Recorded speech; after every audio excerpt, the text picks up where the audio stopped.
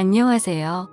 저는 30대 후반의 평범한 남자이고, 현재는 서울에서 조그마한 식당을 운영하면서 살아가고 있습니다. 원래는 아내와 함께 행복한 미래를 꿈꾸면서 시작하게 된 음식점인데, 지금은 처제와 단 둘이서 식당을 운영하고 있네요. 정말 남들에게는 결코 일어나지 않을 법한 말도 안 되는 일들이 제게 일어나게 되었죠. 사실 저는 주변 누구보다도 착하지 못한 그런 삐뚤어진 시선으로 세상을 바라보며 살아가고 있었습니다. 어릴 때부터 저는 몸이 정말 허약한 체질이었습니다. 흔히 생각하시는 약골의 얼굴도 못난 탓에 저도 모르게 학창 시절 내내 왠지 모를 주변 사람들의 시선에 사람을 기피하게 되었던 거죠. 그리고 더 사람을 기피하게 된 것도 처음 짝사랑하게 된 여자에게서 너무 아픈 상처를 받게 되었습니다. 그때가 중학교 때였는데 그 당시 담임 선생님의 지시로 분기별로 3개월에 한 번씩 짝을 바꿔서 앉았었습니다. 저는 당연히 짝사랑하는 그녀와의 짝이 되기만을 항상 바래왔었고 결국에는 제 바램대로 제게 설렘을 주던 그녀와 짝이 되었습니다. 속으로 만세를 부를 정도로 너무 기쁘고 행복했었습니다. 하지만 그건 이기적인 저 혼자만의 행복이고 생각이었더라고요. 저도 그때 당시에는 제 주제를 파악 못했었나 봅니다.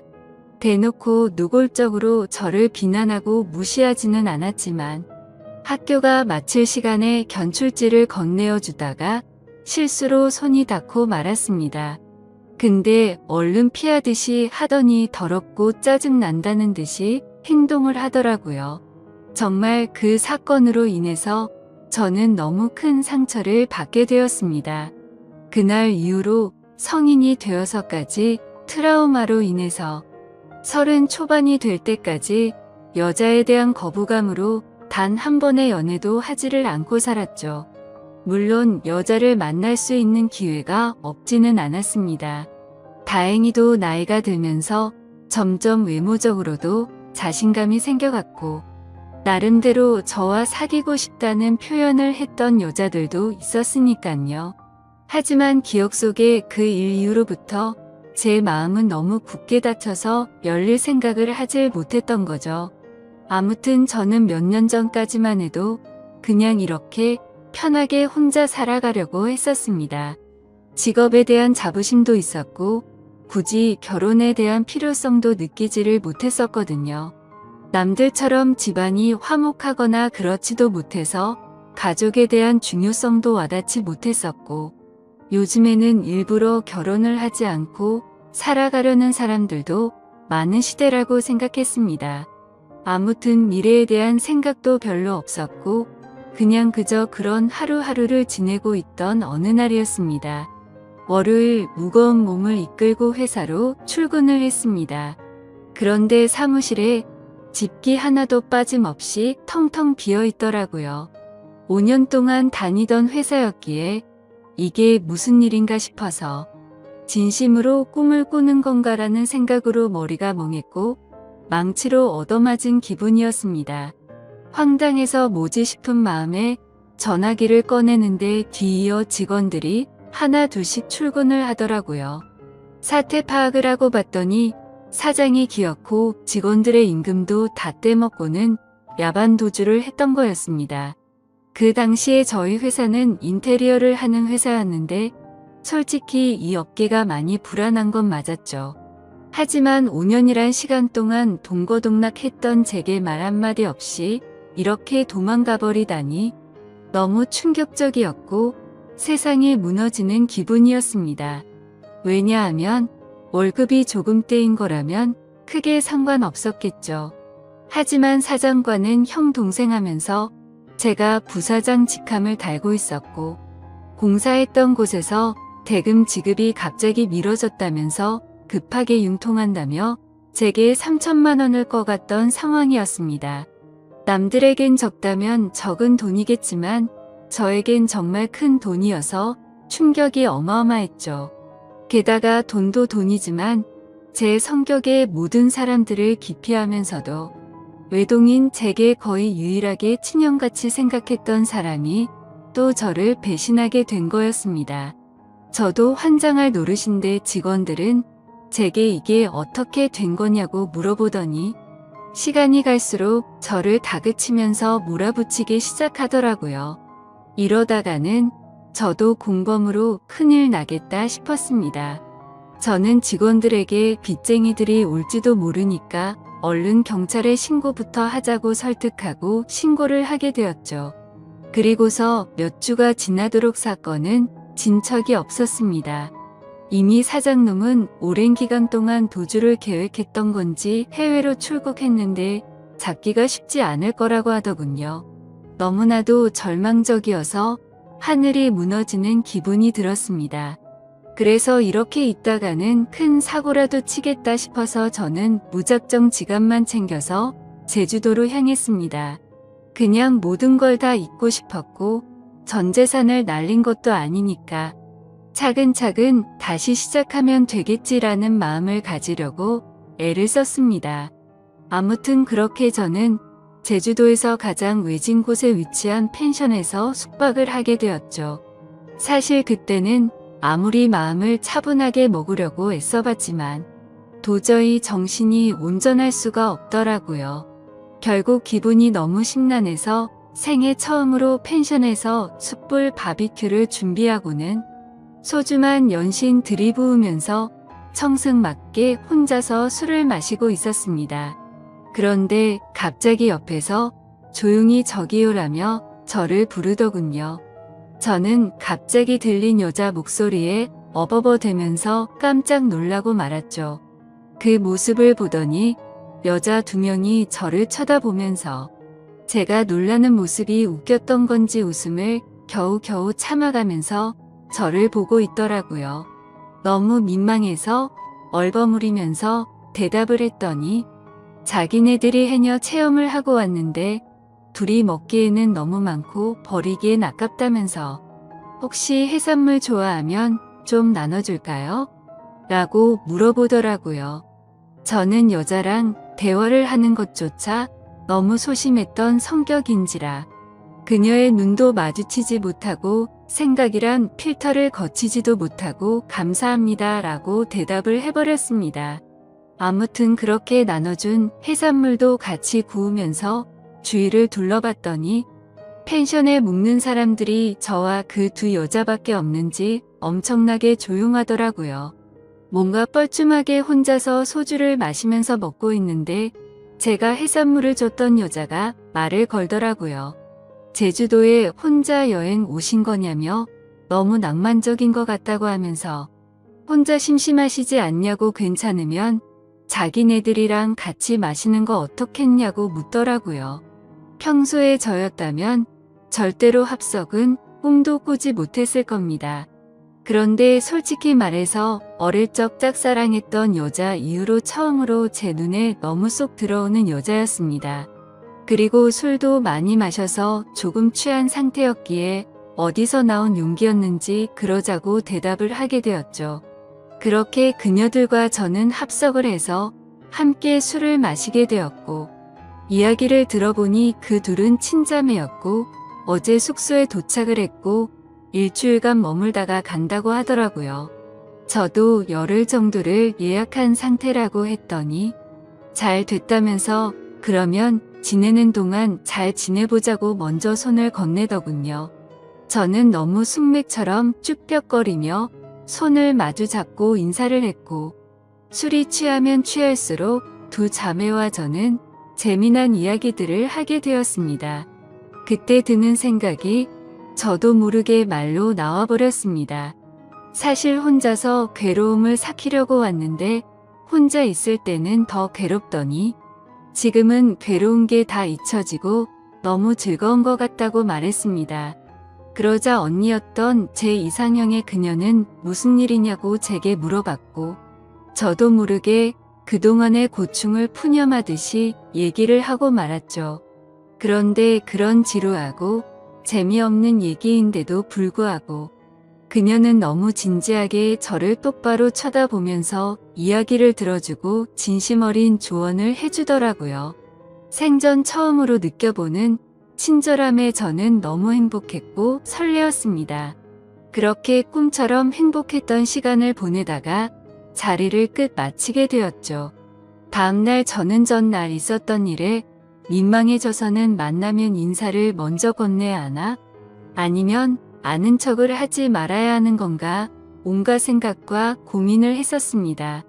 그러나 그런 고민들이 무심하게도 밖에 담배를 피러 나갔더니 그녀는 반갑게 저를 보고 웃으며 인사를 하는데 심장이 쿵 하고 내려앉는 것 같았죠.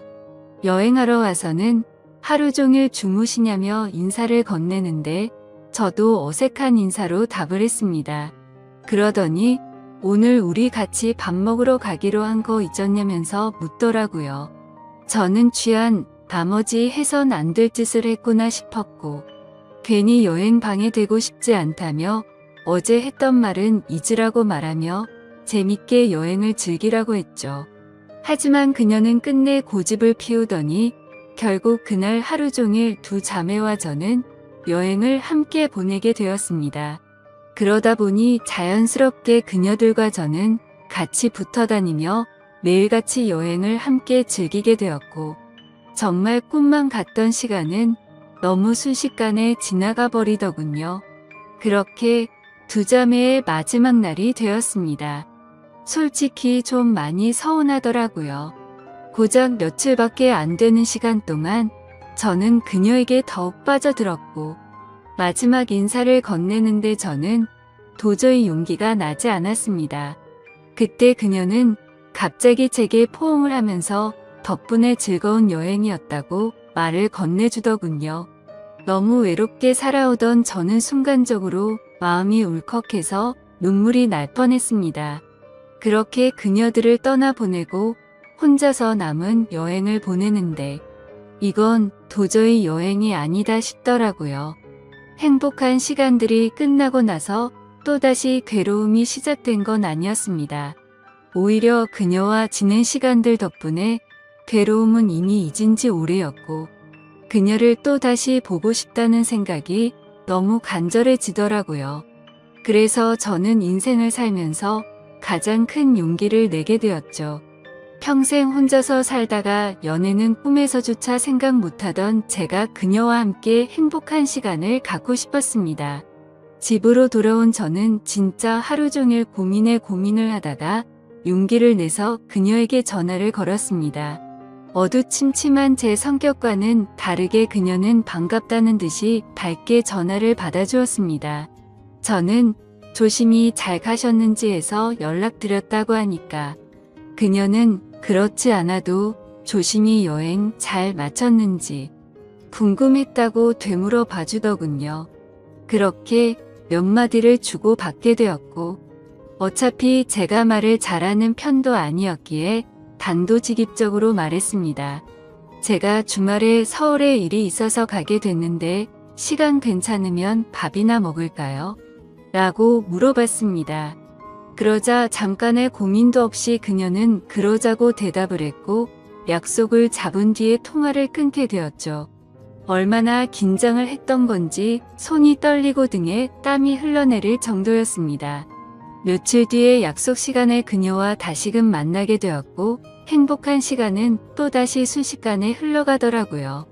그날은 그냥 정말 보고 싶다는 생각에 갔던 거지 고백을 하려거나 그런 마음은 전혀 없었습니다. 하지만 마지막으로 들어간 와인바에서 와인을 마시다 보니 또 헤어지는 게 너무나 슬프더군요. 저는 그녀에게 앞으로도 계속해서 보고 싶다고 말했습니다. 그러자 그녀는 다른 여자들과 달리 제 마음을 알아줬는지 더 이상은 떠보지 않았고 제 손을 잡아주더라고요. 그렇게 제 인생에서 가장 사랑하는 그녀와 저는 연인이 되었고 남들에겐 힘들다고 하던 장거리 연애가 제게는 너무나 행복한 나날이었습니다. 아무리 멀다 한들 그녀를 매주 볼 수 있다는 건 제게는 너무 과분한 일이었죠.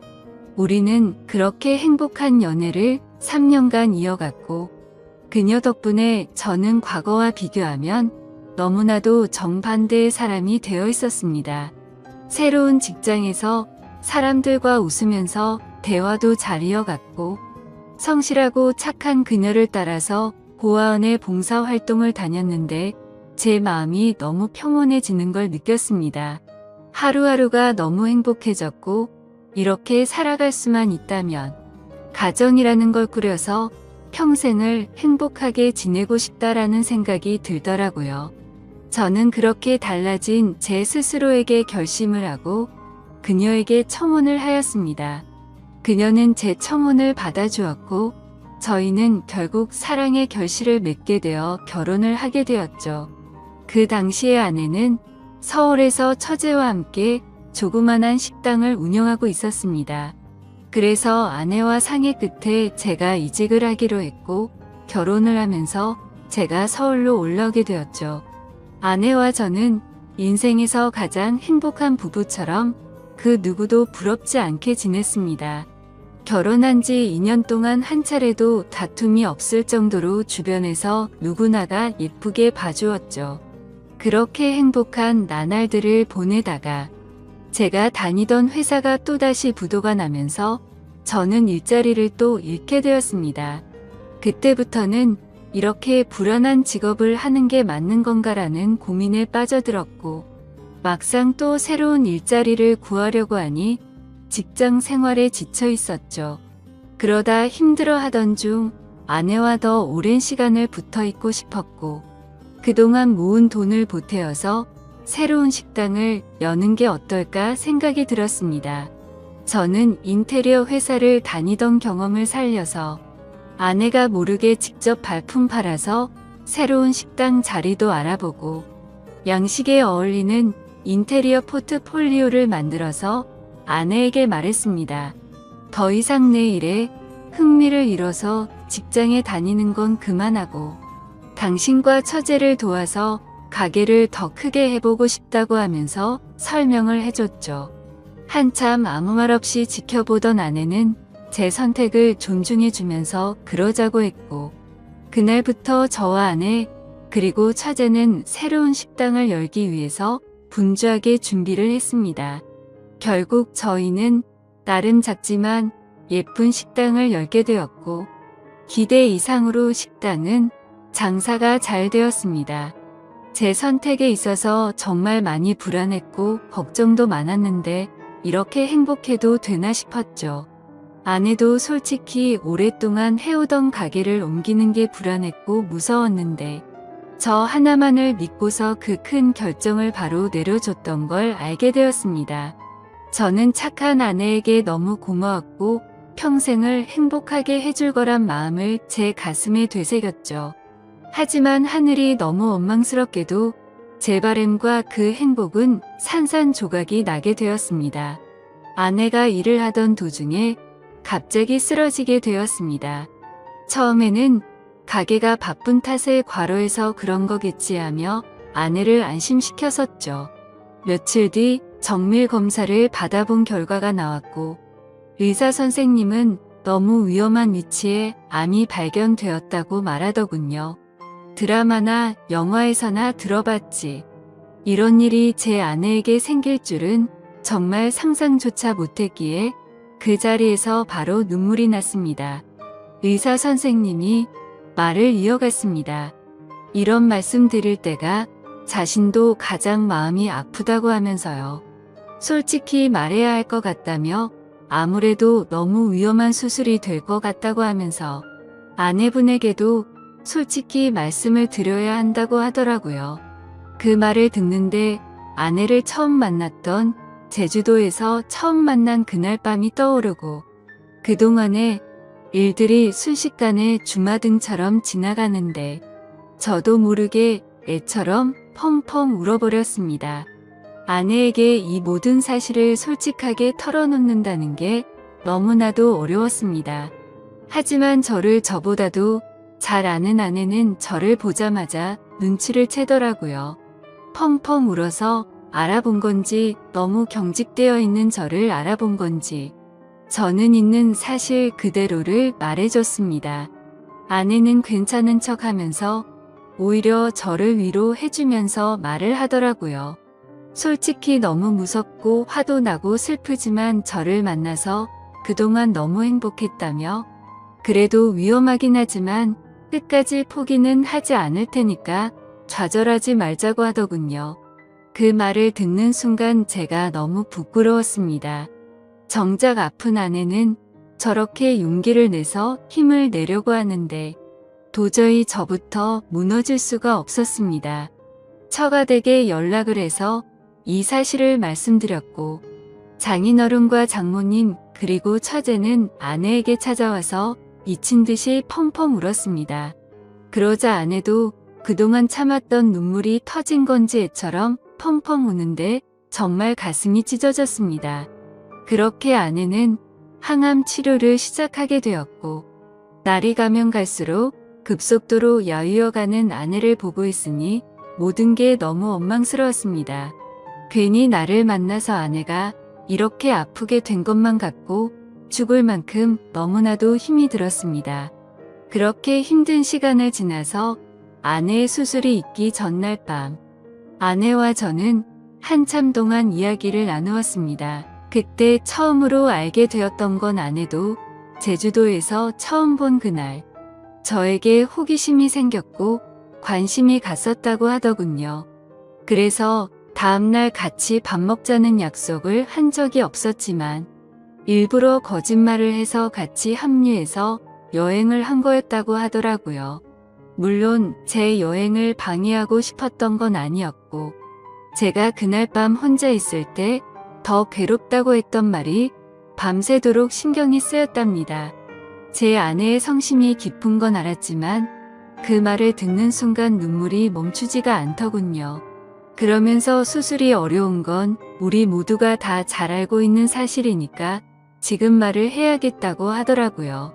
혹시라도 자신이 잘못되더라도 제발 당신 탓이라고 생각하지 말고 행복했으면 좋겠다고 말했습니다. 그리고 우리가 함께 시작했던 가게도 자신에겐 너무 행복한 추억이 가득한 곳이니 슬픈 감정보다도 행복한 추억을 떠올리면서 계속 지켜달라고 했죠. 그렇게 밤새도록 저희는 끊임없이 많은 대화들을 나누었고, 결국에 제가 인생에서 가장 사랑하던 제 아내는 이 세상을 떠나고 말았습니다. 아내를 떠나보내고 하루하루가 너무 괴롭고 인생이 무너진 듯 슬펐습니다. 솔직히 돈 몇천만 원 사기 당했던 건 정말 세 발의 피조차도 안 될 정도의 괴로움이었습니다. 정신 나간 사람처럼 죽을 만큼 술을 마셔대기도 해봤지만 다 소용없었습니다. 시간이 지나면 이 아픔이 줄어들 수 있을까 싶은 생각만 가득했습니다. 그렇게 집에서 틀어박혀서 지낸 지 몇 주가 지났을 무렵이었습니다. 항상 조용하고 내성적이던 처제가 집에 들어와서는 마치 다른 사람처럼 온갖 잔소리를 늘어놓기 시작하더라고요. 언니가 지금 이 꼴을 보려고 그렇게 떠나간 줄 아냐면서 화를 내더군요. 형부 혼자서만 힘든 줄 착각하지 말라며 주변 사람들 생각해서 제발 그만하라면서 화를 내다가 울더라고요. 정말 예전이나 지금이나 너무 이기적인 나쁜 놈이었습니다. 저뿐만 아니라 모두가 다 힘들어도 꿋꿋이 버텨내고 있다라는 생각이 들더군요. 울고 있는 처제에게 다가가서 저도 같이 울면서 미안하다고만 되뇌었죠. 그러다 처제와 함께 밖으로 나가서 같이 술을 한잔하면서 이야기를 나누었습니다. 가게는 이렇게 계속 문을 닫아둘 거냐고 물어보더라고요. 솔직히 아내 생각에 미쳐버릴 것 같아서 가게 근처도 갈 수가 없었습니다.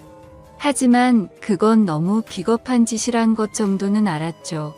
그런 생각을 하던 찰나의 처제도 저와 같은 생각을 말하더군요. 언니 생각에 자신도 가게 근처도 못 가겠다며.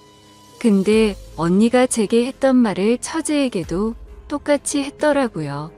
마지막으로 부탁한다면서 좋았던 추억 가득한 가게를 계속했으면 좋겠다고 했답니다. 사실 아내가 왜 그렇게 가게에 집착하는지는 저도 잘 알고 있었습니다. 아내는 저와 제 처제를 생각해서인 마음도 당연히 있었지만 너무 착한 심성에 그동안 어려운 아이들에게 무료 급식을 주던 걸 멈추지 않기를 바랬던 거였죠. 세상에 어떻게 이런 착한 여자가 또 있을까요? 사실 이런 마음을 갖고 있는 것도 가게를 가게 된 날 알게 되었습니다. 처제와 저는 아내의 부탁을 이어나가기 위해서 결심을 했고 다음날 가게로 나갔습니다.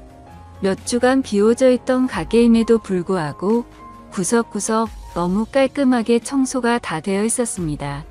그리고 그곳에 놓여져 있던 편지가 있었죠. 아내는 가족들과 저에게 너무 많이 미안하답니다. 제게는 평생 행복하게 함께 지내면서 흰머리 나는 것도 보고 싶었고 우리에게 아이도 낳아서 행복한 미래를 꿈꿨는데 너무 마음이 아프다네요. 그러면서 자신을 대신해서 아이들에게 도움을 주면서 평온함을 느껴줬으면 좋겠답니다. 스스로 자책하지 말고 세상에 주어진 걸 감사하게 느끼면서 주변 사람들에게 사랑을 베풀다 보면 우리는 또다시 금방 만나서 행복하게 지낼 거라고 하네요. 처제와 저는 그 편지를 읽고 또 한바탕 울어버리고 말았습니다. 그날 저와 처제는 그동안 상한 음식들을 모두 정리하고 밤새도록 정리를 했습니다. 아내의 바램대로 다시 장사를 하기 위해서 준비들도 하였고 장사를 시작하고서 정신없는 나날들을 보냈던 것 같네요. 처제는 언니 대신해서 잔소리할 거라며 전처럼 느긋하게 할 생각 말고 제대로 도와달라며 선전포고까지 하더군요. 그러면서 꿀단지가 뻑뻑해서 모녀는 저를 핀잔 주더니 숟가락으로 치더니 순식간에 열더라고요. 이제는 예전보다 조금은 더 편해진 처제와 열심히 하루하루를 보내고 있네요. 이 글을 쓰면서도 제 인생에서 제일 행복함을 느끼게 해준 제 아내가 너무 그립고 보고 싶습니다. 아마도 이 마음은 제가 아내를 찾아 갈 때까지 영원하겠죠. 긴 사연 읽어주셔서 감사드립니다.